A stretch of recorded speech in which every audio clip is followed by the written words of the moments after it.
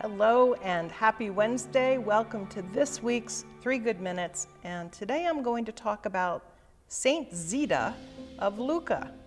Yes, I'm going to tell you the story of a Catholic saint today. And no, I'm not Catholic, but I have great respect for Catholic theology and the Christian exemplars Catholic canonized saints can be for us.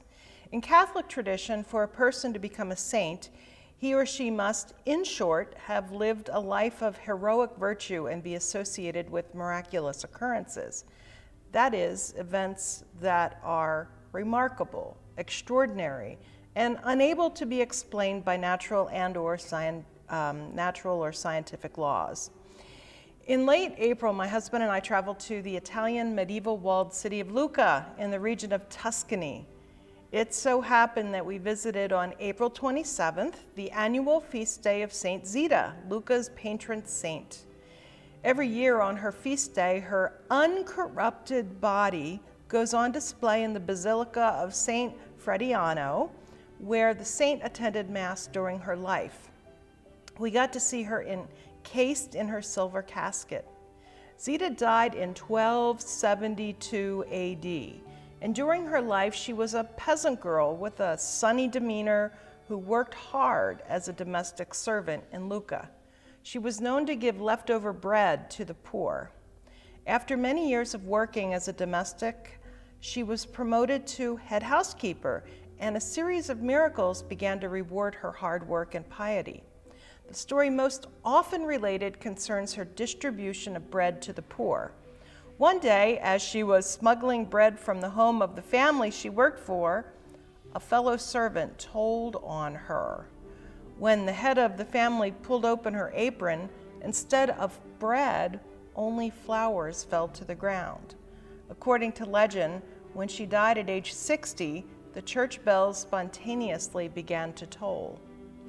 In 1580, her body was exhumed and found to be incorruptible, and her body was put on display in a silver casket, as is tradition, in the church where she had prayed while alive. She was finally canonized in 1696. Although her body is incorruptible, like a number of other Catholic saints, I observed that hers seemed brownish, rather mummy-like.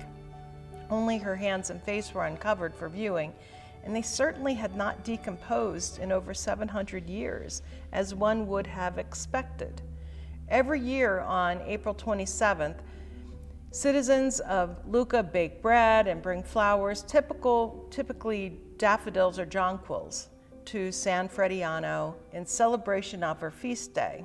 Indeed, we saw Saint Zita's associated flowers all over the city. As I thought about her generous nature and risk-taking for the poor, I saw how God had protected her during her kind acts.